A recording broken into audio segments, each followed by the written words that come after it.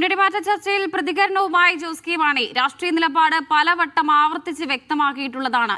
വിദേശത്തായതിനാൽ ഇന്നലത്തെ സമരത്തിൽ പങ്കെടുക്കാനാകില്ലെന്ന വിവരം മുന്നണി നേതാക്കളെ അറിയിച്ചിരുന്നു. രാഷ്ട്രീയ നിലപാട് സംബന്ധിച്ച് നടക്കുന്ന ചർച്ചകൾക്ക് പാർട്ടിയുമായി യാതൊരു ബന്ധവുമില്ലെന്നും ജോസ് കെ മാണി FB പോസ്റ്റിൽ പറഞ്ഞു.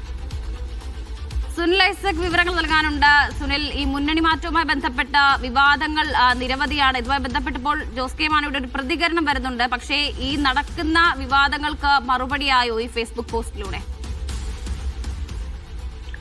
രാവിലെ മുതൽ ജോസ് കെ മാണിയുടെ അല്ലെങ്കിൽ കേരള കോൺഗ്രസ് മാണി വിഭാഗത്തിന്റെ മുന്നണി മാറ്റം സംബന്ധിച്ച വലിയ ചർച്ചകൾ അന്തരീക്ഷത്തിൽ ഉയർന്നു വരുന്നുണ്ട്. മാത്രമല്ല, പാർട്ടിയിൽ ഇത് സംബന്ധിച്ച് ഭിന്നിപ്പുണ്ട് എന്ന തരത്തിലുള്ള വാർത്തകൾ കൂടി പുറത്തു വരുന്നു. അതിനിടയിൽ റോഷി അഗസ്റ്റിനും ഒപ്പം റോഷിയെ അനുകൂലിക്കുന്ന പ്രമോദ് നാരായണനും മാത്രമാണ് വിഷയത്തിൽ പ്രതികരണവുമായി രംഗത്തെത്തിയത്.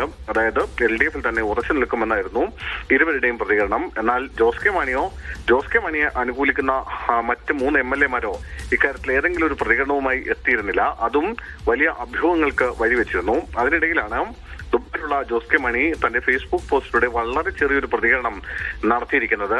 കേരള കോൺഗ്രസ് അവരുടെ രാഷ്ട്രീയ നിലപാട് പലവട്ടം ആവർത്തിച്ച് വ്യക്തമാക്കിയിട്ടുണ്ട്.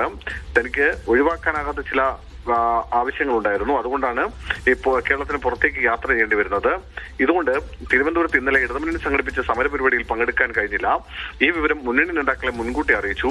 ഇതിന്റെ പശ്ചാത്തലത്തിൽ പാർട്ടിയുടെ രാഷ്ട്രീയ നിലപാട് സംബന്ധിച്ച് ഇപ്പോൾ പുറമെ നടക്കുന്ന ചർച്ചകൾക്ക് പാർട്ടിയുമായി യാതൊരു ബന്ധവുമില്ലെന്നും കേരള കോൺഗ്രസ് ഒറ്റക്കെട്ടായി തീരുമാനമെടുത്ത് മുന്നോട്ട് പോകുമെന്നും മാത്രമാണ് ജോസ് കെ മാണി വിശദീകരിക്കുന്നത്. ഇതിനപ്പുറത്തേക്ക് ഉയർന്നു വന്നിട്ടുള്ള വിവാദങ്ങൾ, ആക്ഷേപങ്ങൾ അത് സംബന്ധിച്ചൊന്നും ജോസ് കെ മാണി പ്രതികരിച്ചിട്ടില്ല. എന്തായാലും ഇന്ന് വൈകുന്നേരത്തോടുകൂടി ജോസ് കെ മാണി ദുബായിൽ നിന്ന് ഡൽഹിയിൽ എത്തുമെന്നാണ് പ്രതീക്ഷിക്കുന്നത്.